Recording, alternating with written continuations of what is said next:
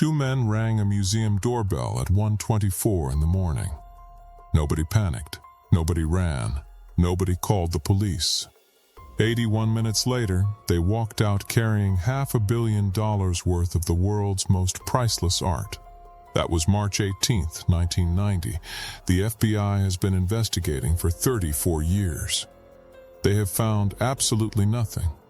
The empty frames still hang on those museum walls right now, waiting for paintings that will probably never return. The Isabella Stewart Gardner Museum was a artist's delight. Millions of dollars worth of artwork. Rembrandts, Degas, Vermeer. St. Patty's Day, 1990. Two men dressed as police officers show up at the door. And they say very dramatically, "Gentlemen, this is a robbery."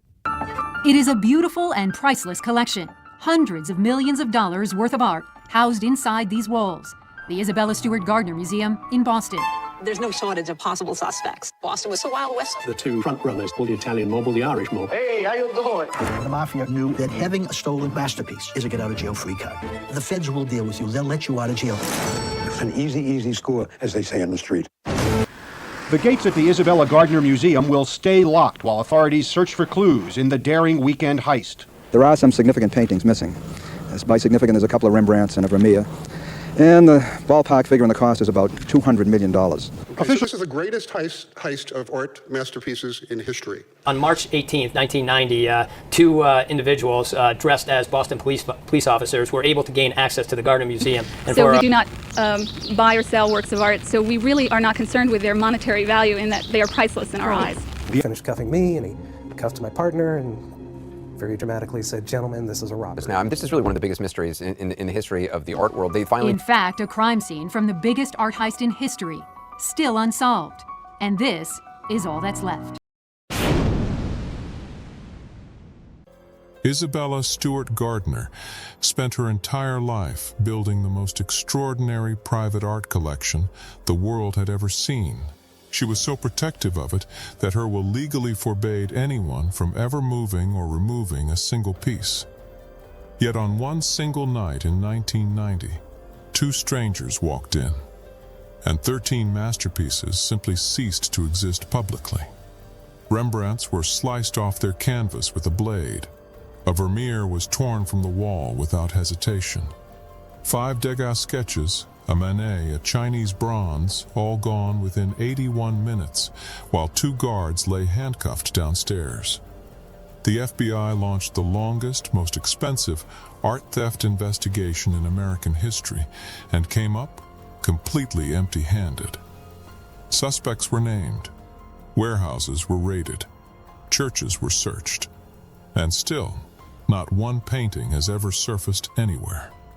Tonight, we uncover every detail, every suspect, and every secret behind the greatest unsolved art heist in world history.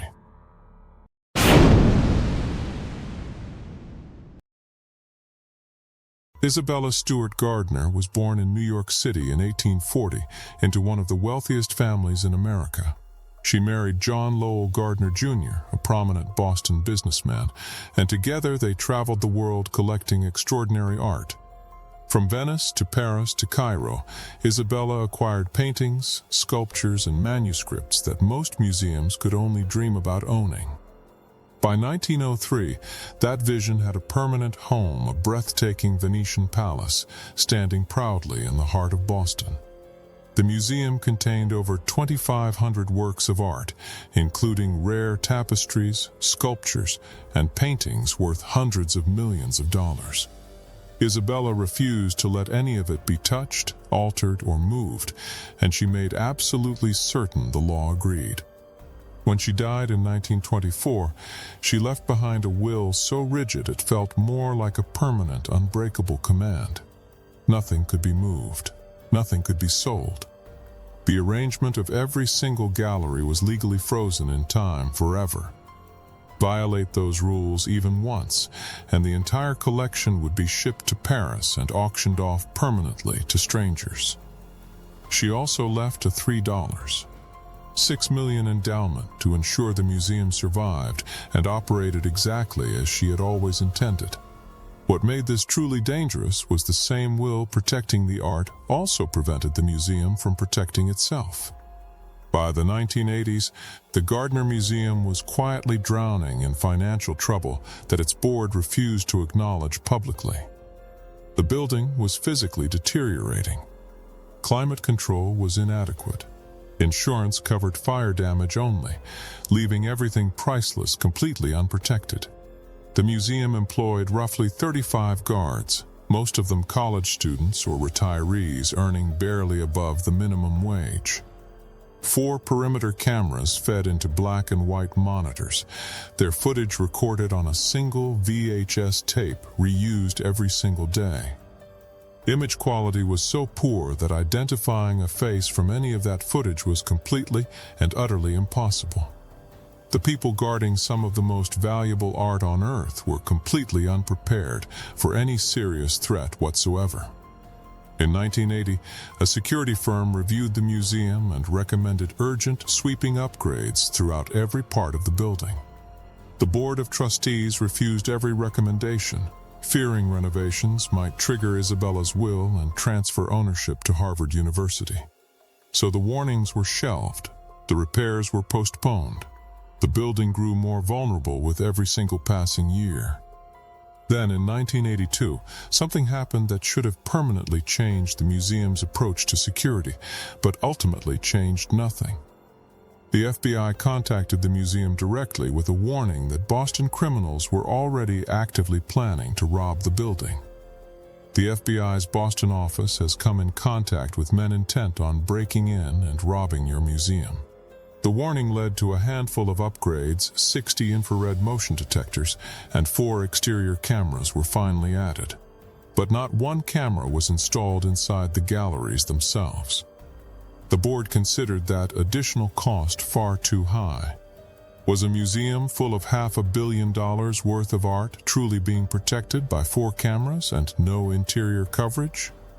The answer came in February 1989, not at the Gardner, but 1 block away at the Museum of Fine Arts. 2 men walked in during the day, pushed a stroller up to a display case, and removed a $1 million vase. They placed it inside the stroller and walked straight out of the building while guards stood nearby, completely unaware. That theft happened 1 block from the Gardner Museum, and still not a single meaningful security change was made there.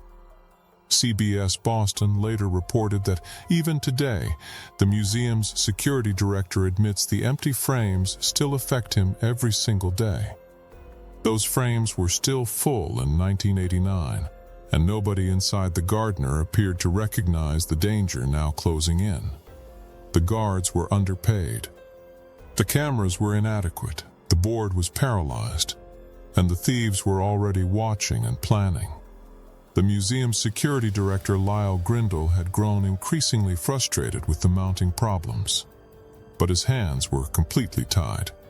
Here is the detail that strips away any remaining doubt the thieves knew exactly where the panic button was located. That level of knowledge does not come from guessing. It comes from someone who had already been inside looking around. The thieves knew the gallery layout, the basement access routes, and precisely where each guard would be stationed that night. This was not a spontaneous crime. Every move was calculated, every detail was deliberate. Nothing about that night was accidental. Isabella Gardner built her palace to stand forever. She never imagined one night would strip it of its greatest purpose. On March 18, 1990, that night arrived. And by morning, 13 masterpieces worth $800 million would be gone. 2 guards stood between those paintings and the darkness outside. One was 23. Neither of them stood a chance. The question was never whether someone would eventually come through that door. The question was always when they would arrive.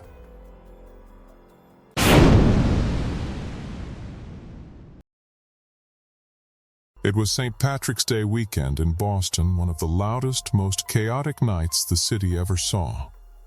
The streets outside the Isabella Stewart Gardner Museum were packed with revelers who had no idea what was coming.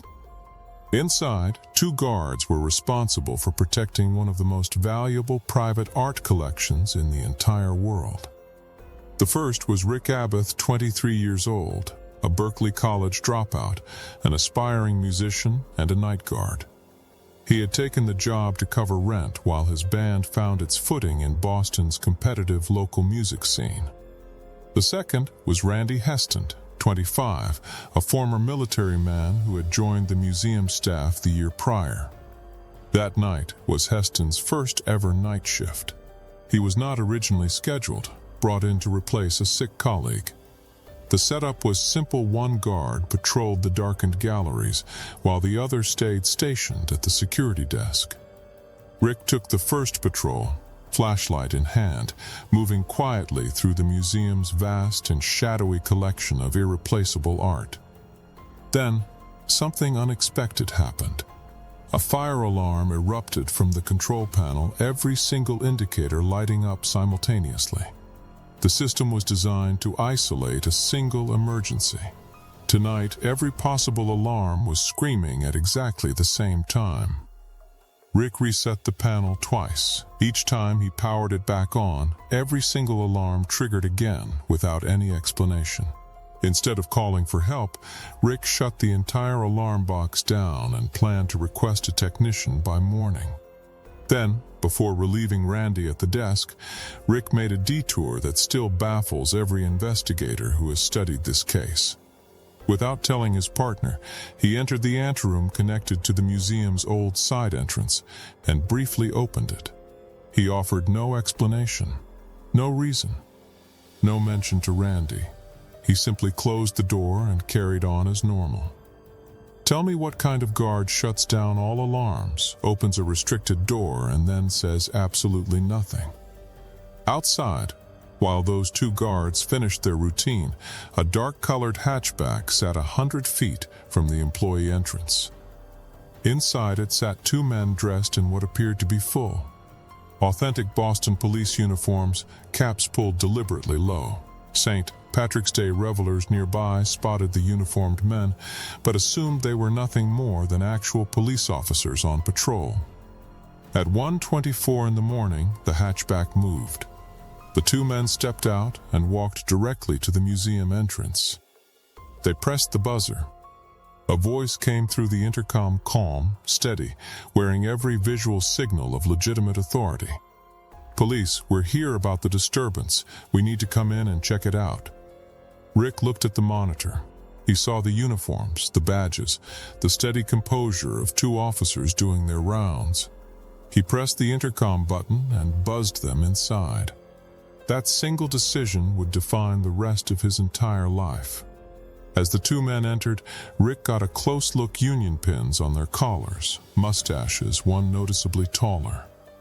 Rick greeted them from behind the desk, fully expecting a routine check and nothing more from the 2 officers. The shorter man leaned forward. He said he believed there was a warrant out for Rick's arrest. "Step out from behind the desk." Panic immediately set in. Rick knew he had done nothing wrong, but his instincts failed him at the worst possible moment. He stepped out from behind the desk, abandoning the panic button, the only direct line to the police outside. The panic button was 2 feet away. Was there any chance at all that Rick would reach it in time? Within seconds, the shorter thief forced Rick against the wall, spread his legs, and locked his wrists in handcuffs. Moments later, Randy walked in from his rounds and immediately saw his partner pinned and restrained against the wall. Before he could react, the taller man grabbed him from behind, turned him around, and snapped on the handcuffs. Then, one of the men said the words that ended all doubt. "Gentlemen, this is a robbery. Do not fight back." Both guards were now powerless. The panic button stood unmanned. The alarms were offline. Not one soul was coming. The thieves wrapped both guards in duct tape from head to toe, leaving only a small slit open for air. They seized Rick's keys that opened virtually every single room and access point throughout the entire museum building. Randy was handcuffed beside an unused sink downstairs. Rick was taken further down the hall and restrained at a workbench.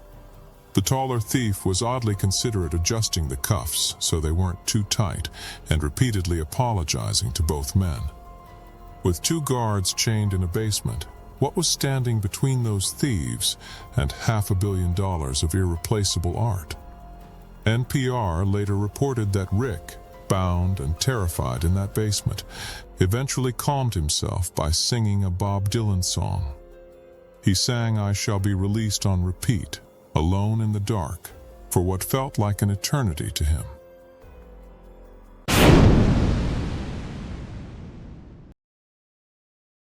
With 2 guards handcuffed and sealed in duct tape in the basement, the entire museum belonged to the thieves now.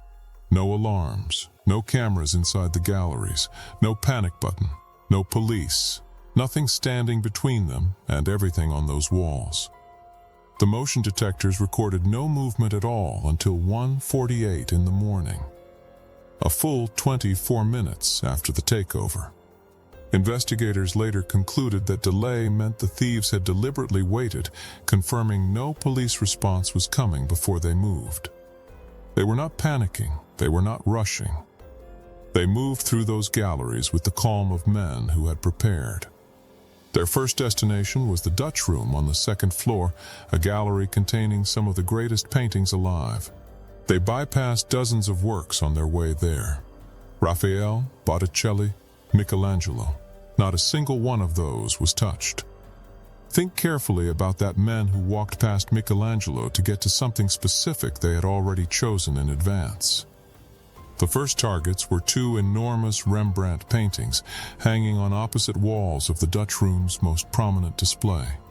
The Storm on the Sea of Galilee, Rembrandt's only known seascape, painted in 1633, depicting Christ calming a violent storm. They did not carefully remove it. They grabbed the gilded frame, ripped it from the wall, and threw it on the floor. Then they drew a blade and sliced the canvas directly from its stretcher with short, deliberate, merciless cuts across the edges. The second Rembrandt, A Lady and Gentleman in Black, received identical treatment, frame discarded, canvas cut out without any hesitation. These were not acts of professionals. No serious art handler would ever touch a Rembrandt with a blade under any circumstance. Next, they removed Rembrandt's tiny self-portrait etching, displayed below a larger work on the wall beside the fireplace mantel.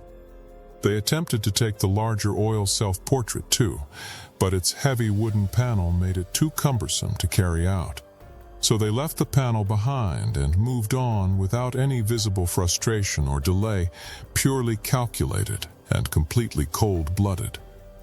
Then came the theft that art historians still consider the single greatest individual loss in the entire history of modern crime.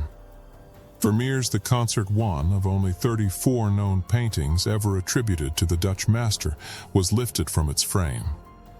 There are human beings alive today who have spent their entire career studying Vermeer and will never see that painting again. The thieves also took Govert Flink's landscape with obelisk and a 10-inch Shang Dynasty bronze beaker from a small display table. The beaker, dated to 1200 BC, 3,000 years old, now gone inside a dark hatchback on a Boston street.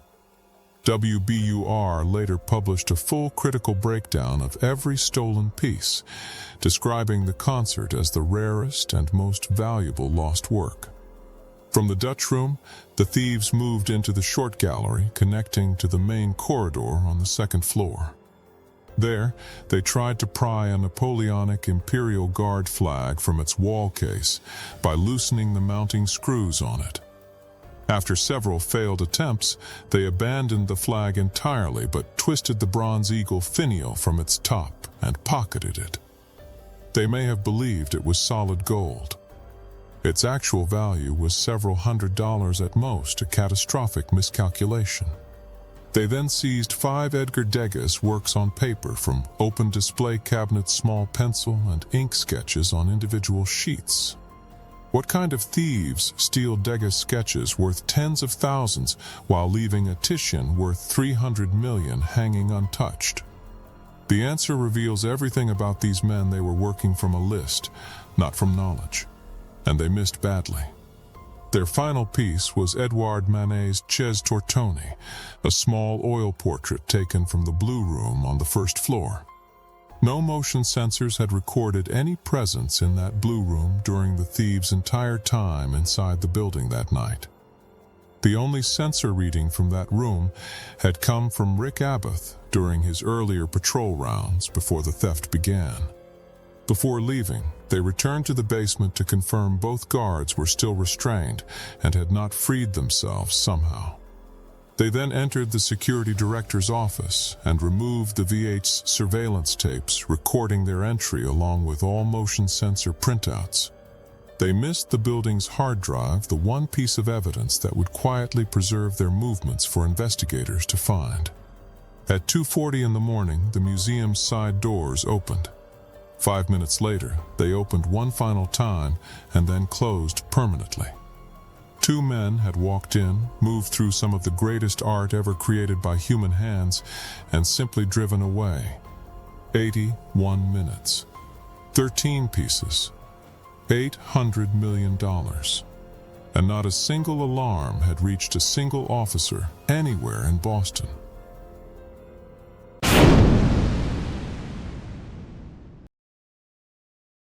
Four hours after the thieves drove away, the guards scheduled to relieve Rick and Randy arrived at the museum at dawn. They called inside. No answer. They rang the intercom repeatedly.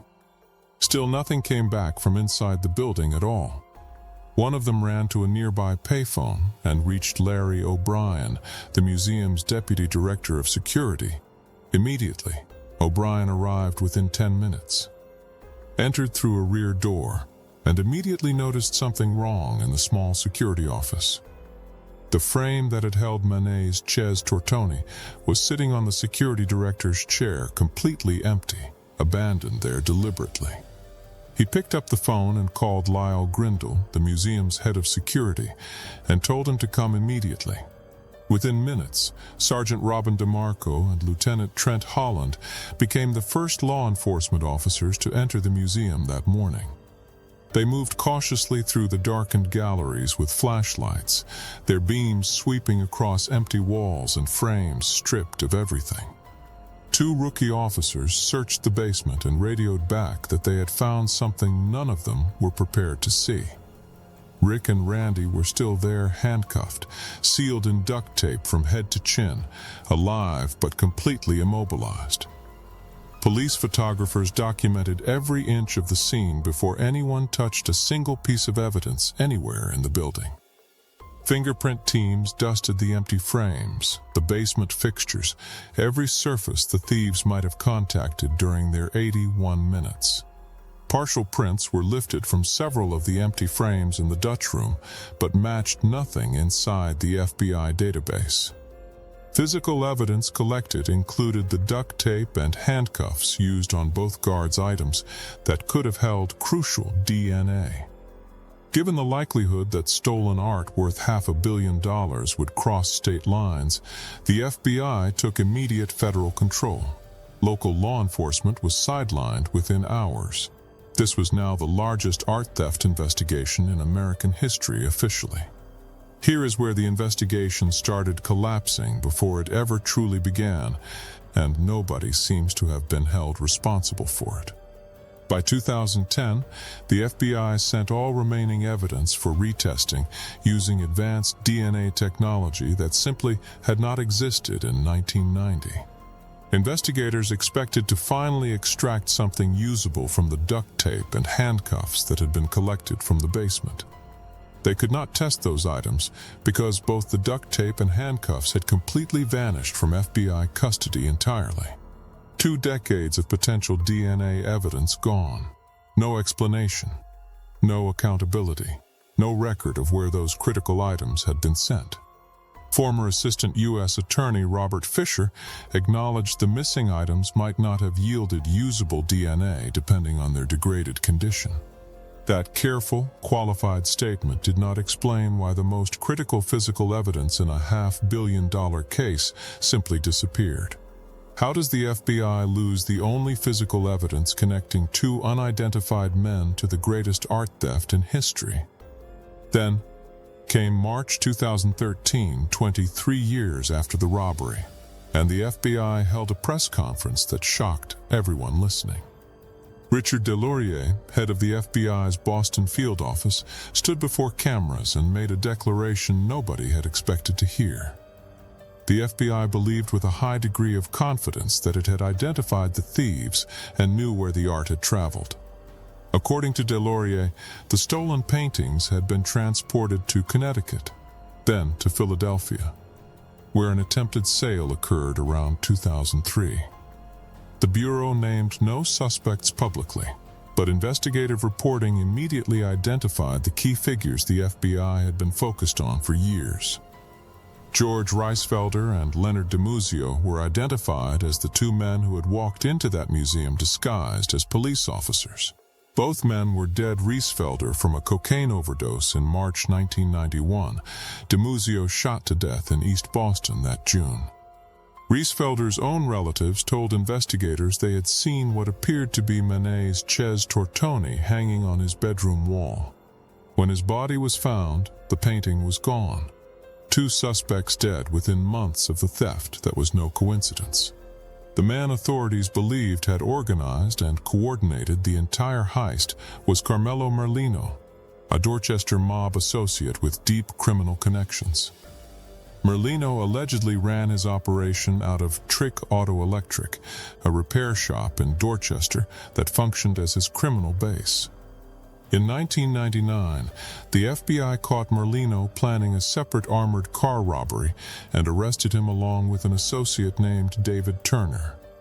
PBS NewsHour reported that David Turner, a prime Gardner suspect, walked free in 2019 after serving 21 years for the armored car plot. FBI agents told Turner, "Directly help us recover the paintings and you will receive significant leniency on your existing sentence." Turner denied any knowledge of the Gardner theft and refused to cooperate with investigators on the paintings throughout his entire imprisonment. He walked out of prison in November 2019. Neither he nor his attorney said a single word about the missing art.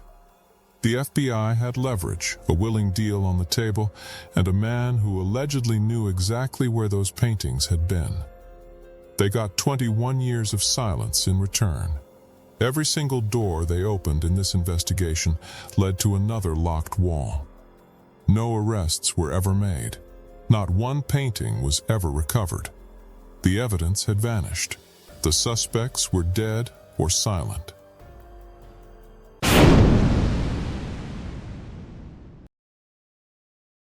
"35 years of investigation, dozens of suspects, millions of dollars spent chasing leads across 4 continents and back again. Every single road ended at the same destination, a wall of silence that nobody alive has ever been willing to break. The first major suspect was never charged, never arrested, and died without ever revealing a single word about what he knew. James Whitey Bulger, Boston's most notorious crime boss and leader of the Winter Hill Gang, was investigated early and thoroughly. Under Bulger's rule, no major crime inside his territory happened without his direct approval and a guaranteed cut of the profits. Bulger dispatched his associate Kevin Weeks and Lieutenant Stephen Fleming to find out exactly who had robbed the Gardner Museum. FBI agent Thomas McShane noted that Bulger's deep ties to Boston police could easily explain how the thieves obtained real uniforms. McShane also identified the fire alarm tactic used before the heist as a known operational signature of the IRA in Boston. Bulger had met the IRA's Belfast commander personally and had helped fund the organization through weapons smuggling for years. When Bulger was finally captured in Santa Monica in 2011, agents found $822,000 in cash and 30 guns in his apartment walls. Not one piece of stolen Gardner art was found. Not one word about the paintings was ever found in his belongings. His death in federal prison in 2018 permanently closed the one door that may have led investigators directly to the truth. The second suspect died even more violently, and his murder may have buried the location of those paintings permanently with him. Robert Donati was a Boston mob associate who had personally toured the Gardner Museum years before the heist with Miles Connor. He allegedly told Connor he would take the Napoleonic finial as his personal calling card if he ever robbed the building. One of the least valuable items stolen that night was the bronze eagle finial from the top of that Napoleonic flag. In the months before the heist, Donati reportedly walked into a Boston social club carrying a large paper bag without explanation.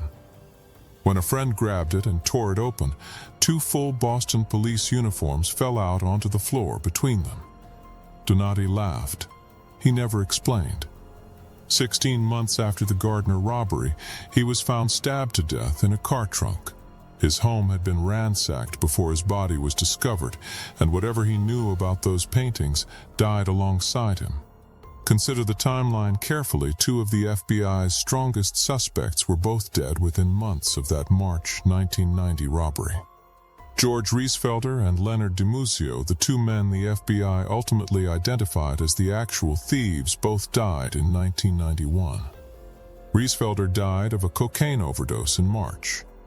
DiMuzio was shot to death and found in a car trunk that June. Riesfelder's own brother told investigators he had personally hung what appeared to be Manet's Ches Tortoni above his brother's bed. When authorities found Riesfelder dead, that painting was completely gone. Every witness, every thread, gone before anyone could pull it.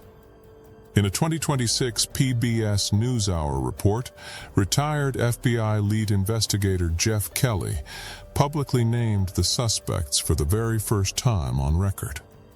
Kelly confirmed Riesfelder and DiMuzio as the thieves, with Carmelo Merlino as the organizer who sent them into that museum. Kelly described the stolen paintings as perfect fugitives. They leave no fingerprints, visit no doctors, get stopped by no police. After Riesfelder and DiMuzio died, investigators believed the paintings moved through the hands of Robert Guarente, a convicted bank robber. Guarente had mob connections stretching from Boston all the way to the Philadelphia crime families operating along the eastern seaboard. When Guarente was diagnosed with terminal cancer in the early 2000s, his widow claimed he gave the paintings to Robert Gentile.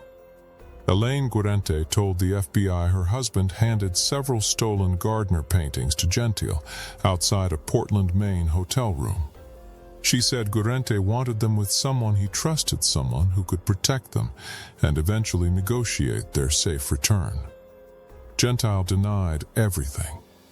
Agents searched his Manchester, Connecticut home 4 separate times across more than a decade of investigation. During a 2012 raid, they found police hats, badges, $20,000 in cash, and a handwritten list of all 13 stolen works. That list contained estimated black market values for every single stolen piece, totaling nearly $8 million in underground sale prices. His son, Robert Jr., told agents his father had dug a concealed pit beneath a false floor inside a backyard shed. A large plastic container had been stored inside it. By the time agents dug it up, the container was completely empty. A severe rainstorm years earlier had flooded the pit, and whatever had been stored there was either destroyed or quietly removed. Gentile submitted to polygraph testing. He denied all knowledge of the heist and failed every question the examiner put to him. On a second test, when shown the miniature Rembrandts self-portrait, he paused and said yes, he had seen that painting before. The machine indicated he was telling the truth on that single answer. He claimed Elaine had once pulled it from her bra. Robert Gentile died in 2021 at the age of 85. He never produced a single painting. He never confirmed a single detail. He was the last living suspect with any confirmed connection to the stolen Gardner art. and he took everything with him forever.